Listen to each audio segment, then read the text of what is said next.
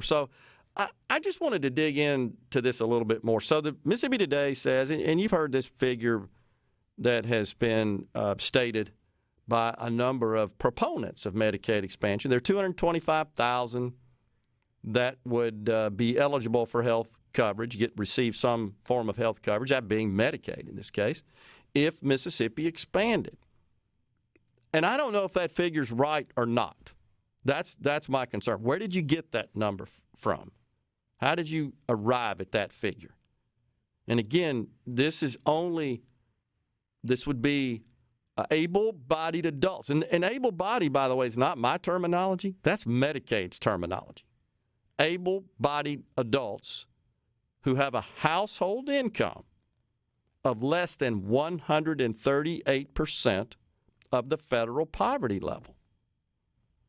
All right, so the 138%, just to let you know, for an individual, quick math here, I think is about $17,000 a year in the state of Mississippi.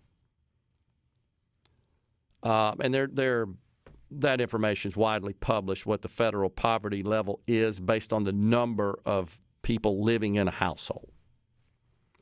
So you look at the federal poverty level, multiply it by 138%, and that's how you arrive at what that figure would be. I don't know if that's 225,000 people or not, but again, I point out, Obamacare was changed in the American Rescue Plan to allow the same pool of people to buy private coverage for nothing, to not buy it, acquire it for nothing.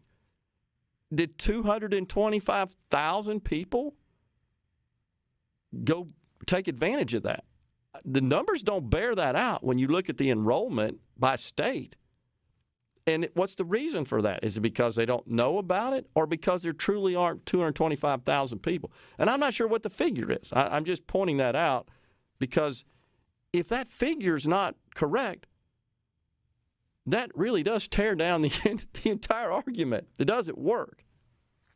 All right, so on the other side, when you start looking at tax reform, as we discussed yesterday, when you want to get down to, okay, well, how would this really affect our revenue going forward into the out years in particular? Because these economists, by the way, say that if we were to implement the gun tax plan, that we're looking at some point in the future, I'd have to look at the year exactly, but it ain't too far out there, 6-7 years out. We're looking at $1 billion deficit,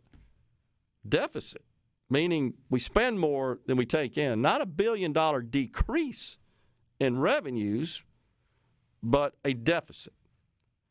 So how is that figure arrived at? Because reports that come from proponents of the gun tax plan, and I don't say that disrespectfully, I'm honestly kind of jumping on Mississippi Today a little bit for referring to it as that. And I'm sure they'll attack me on Twitter and all that other stuff as a result. That's fine. But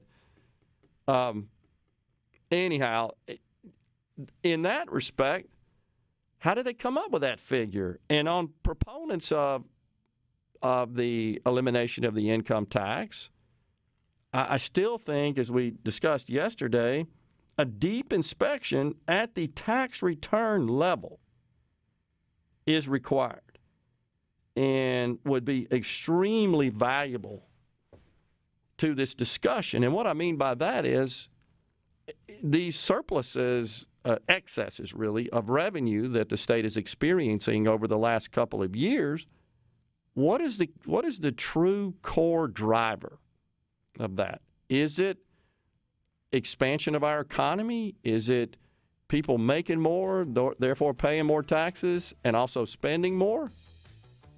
And therefore producing more sales taxes? What's the key driver? And I think inspection at the tax return level to see the difference in W-2s and K-1s between the year prior, 2019, prior to 20 and 21, where we produced these huge excesses.